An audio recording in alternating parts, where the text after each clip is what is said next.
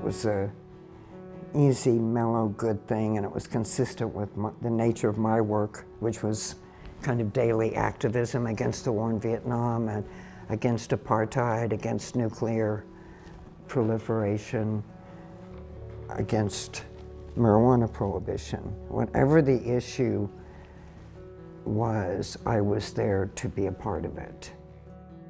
I helped integrate the Tulsa, Oklahoma lunchrooms under the leadership of the NAACP. They were in Tulsa and they were organizing something that got publicity and drew me to them. That was the most significant thing in my childhood, because I got turned on to how you can make things better. You can make a difference, just be there, show up, express yourself. It made me care about the world. It made me feel humans matter, compassion matters, that being there with people when they're in trouble matters.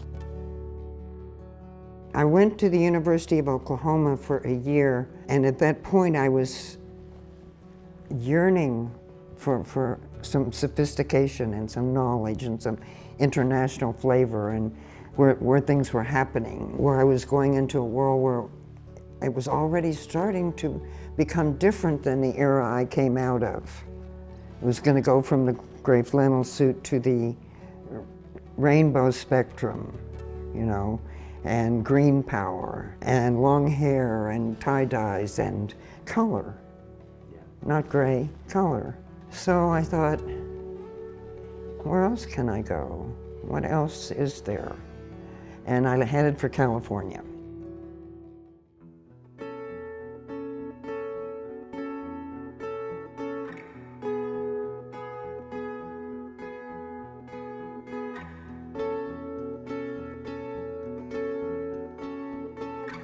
I was busted 10 times in 11 years in 5 counties and did jail in 4.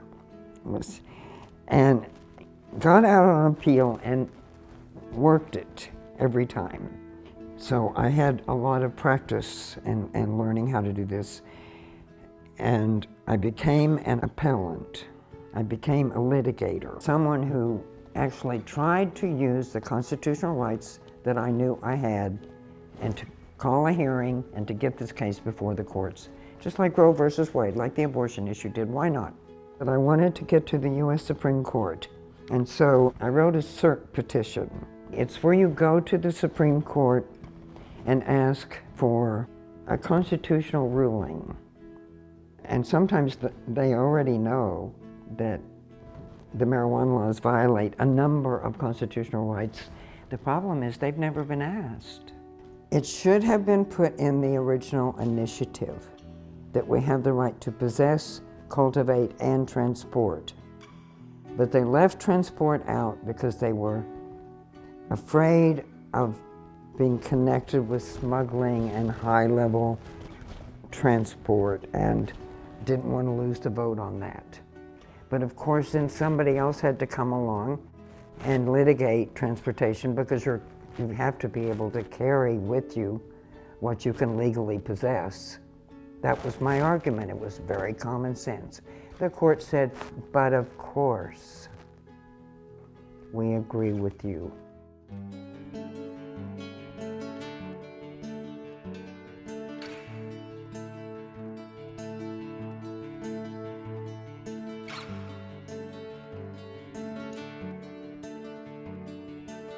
And so over the years, in one county after another, when I would lose and then go to jail and get out quickly, it was not a big deal. I became familiar enough that I can now school people about what to expect in the process and why it is their lawyer is wrong to tell them to take the deal or might not be right. Just examine for yourself your own case and come to your own conclusions, because they're going to want to get it over with. It's in the nature of it being too much like work.